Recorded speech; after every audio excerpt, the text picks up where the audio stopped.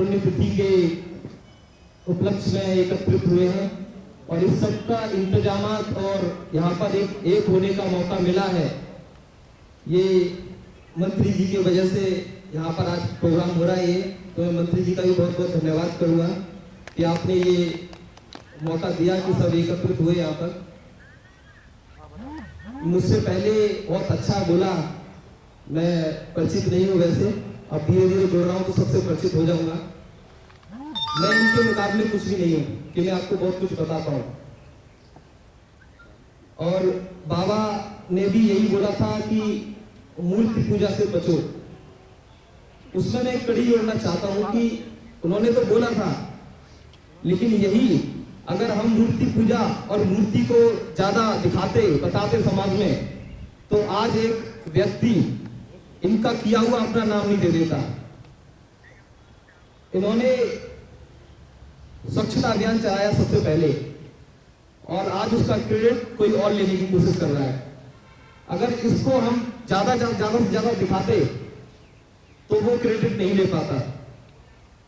इसलिए कुछ जगह पर मुझे मेरा पर्सनल व्यक्तिगत मानना है कि प्रचार करने की जरूरत है तो करना चाहिए। बाकी उनके विचार थे, मैं उनसे आगे तो नहीं जाऊंगा। एक बात कही थी सर ने कि हमें भूलना नहीं है, भूलने से पहले हमें पता होना चाहिए, ये भी तो जरूरी है। मैं फिरोजाबाद की एक जगह पर 8वीं तक मैंने शिक्षा ग्रहण करी थी। यकीन मानिए उस स्कूल में 6ठी से लेके 8वीं तक RSS की रोज क्लास होती थी। तो आज जरूरत है जहां पर हमारे समाज के लोगों के स्कूल चल रहे हैं, क्योंकि आज मैंने यूपी में बहुत जगह देखा है हमारे समाज के बहुत लोगों के स्कूल खुल रखे हैं। बहुत लोगों ने अपनी उन्नति कर ली है कि उन्होंने उनके अपने स्कूल हैं।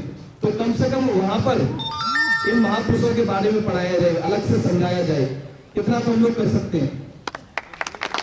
ये मैसेज देना चाहिए हमें सबको कि अब संत गाडगे बाबा ने धोबी समाज में जन्म लिया था, दलित समाज में जन्म लिया था, लेकिन मैं यकीन से चैलेंज करके कह सकता हूं कि धोबी समाज को ही नहीं पता पूरे को कि संत गाडगे बाबा कौन थे। ये अपने आप में बड़ी बात है। मुझे नहीं पता था 10वीं तक संत गाडगे बाबा कौन थे। तो ये हमसे बहुत दूर कर दिया गया है, हमारी किताबों से इनको दूर कर दिया गया है। तो ये जरूरी है, हम सबकी जिम्मेवारी है कि हम इनके किए हुए कार्य जो हमारी आगे आने वाली पीढ़ी है उन तक पहुंचाएं, उन्हें बताएं।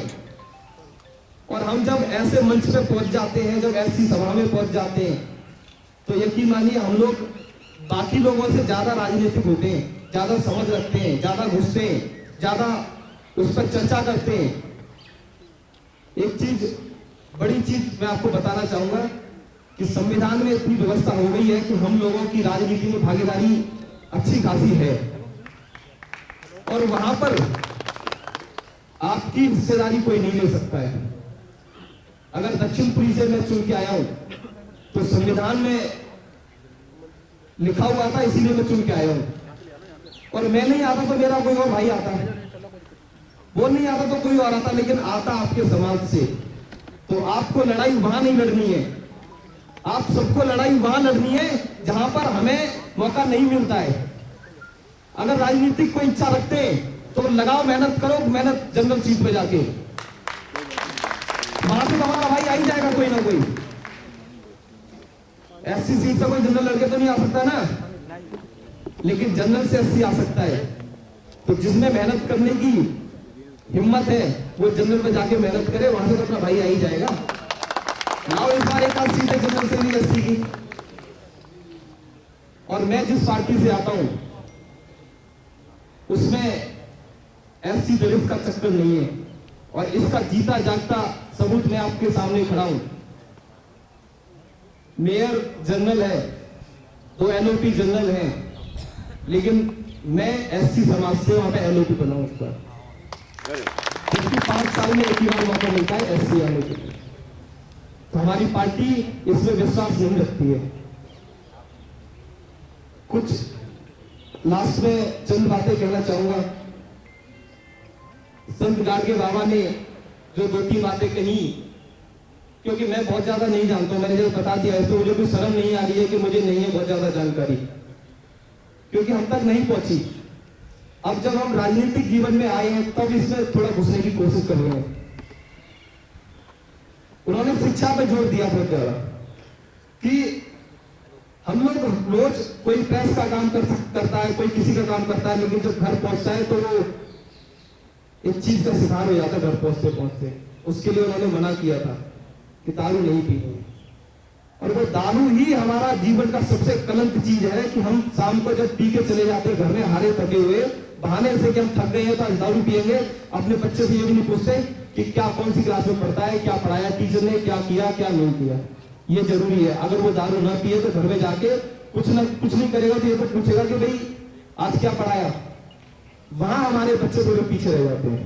तो सभी माता पिताओं की जिम्मेवारी है कि अपने बच्चों से पूछे जाके कि भाई आज क्या पढ़ाया था। और यहाँ सारे माता पिता नहीं, हम अलग अलग जगह पे जाएंगे, अलग अलग सभाओं में जाएंगे तो हम ये बात रखें कि अपने बच्चों से पूछे रोज कि भाई आज क्या पढ़ाया गया।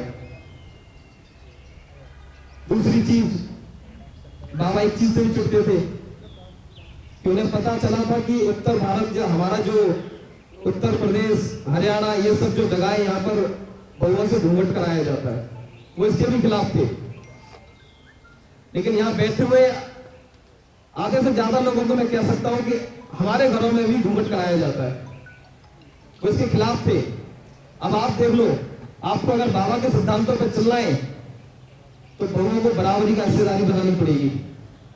जो घूंघट उनके कर रखे हैं उन घूंघट को हटाना पड़ेगा, तभी वो कुछ कर पाएंगी।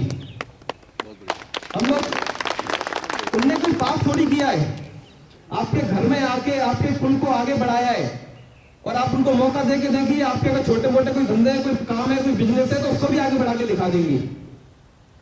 तो आप लोग उन्हें बराबर में लेके आइए, और बहू को बहू की नजर से नहीं, बेटी की नजर से देखिए कि मेरी बेटी, जैसे वो अपनी बेटी को चाहते हैं ना, अपनी बहन को चाहते हैं कि ये जाके राज करे वहां पे, ऐसे ही अपनी बहू को भी राज करने दो। वो कुछ गलत नहीं करेगी, उसका अपना घर है। बहुत बढ़िया। मैं ज्यादा ना कहते हुए, एक जरूरी काम है इसलिए बीच में मंत्री से टाइम मांगा था कि मुझे बीच में थोड़ा सा बोल के निकलना पड़ेगा, एक जरूरी काम है मुझे पार्टी ऑफिस में, तो मैं उसके लिए जाना चाहूंगा। और सबसे एक ही विनती है कि बच्चों को पढ़ाई से मत रोको किसी भी कीमत पर। मेरे पास कुछ नहीं है, मैं किराए पर रहता हूँ दिल्ली में भी, मेरे पास कोई पैसा नहीं है, कोई गाड़ी नहीं है, कोई स्कूटर नहीं है, और इसलिए कोशिश करता हूँ कि कुर्ते से भी दूर रहूं। कि कुर्ते में आने के बाद मेरे जो साथी हैं, जो मेरे समाज के लोग हैं, अति पिछड़े लोग हैं, वो कहीं ना कहीं कुर्ते से थोड़े दूर भागते हैं, डरते हैं टच करने में, धंधा ना हो जाए, क्योंकि हम लोगों के काम हर तरह के होते हैं और मन में बैठी हुई है। तो कुर्ता बहुत बहुत ज्यादा जरूरी हो, जब इन लोगों के घर में जाना हो तब पहनता हूं, अपने घर में नहीं पहनता हूं, अपने लोगों में नहीं पहनता। तो अगर आपसे नहीं सहयोग हो पा रहा किसी बच्चे के लिए, तो मंत्री जी ने अनेकों स्कीमें निकाली थी, आप सबको जानकारी होनी चाहिए। वो स्कीमें हमारे समाज के बच्चों को आगे बढ़ाने के लिए है, स्कॉलरशिप है कई तरह की। तो आपसे अगर पैसे का सहयोग ना हो तो जानकारी दे दे उन्हें, इतना भी काफी है। हम लोग बैठे हैं, कुछ भी करके नहीं है तब भी चैलेंज कर रहा हूं। अगर कोई बच्चा आ जाएगा मेरे पास जिसको जरूरत होगी, कहीं से भी जाएगा, भीख मांगे लानी पड़े, लेकिन उसकी पढ़ाई में मैं पीछे नहीं हटूंगा।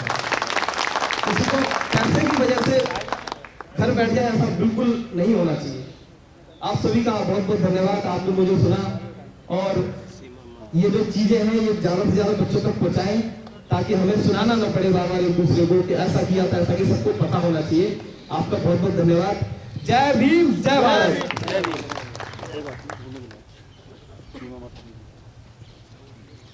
साथियों, एक बार जोरदार तालियों से स्वागत करेंगे हम।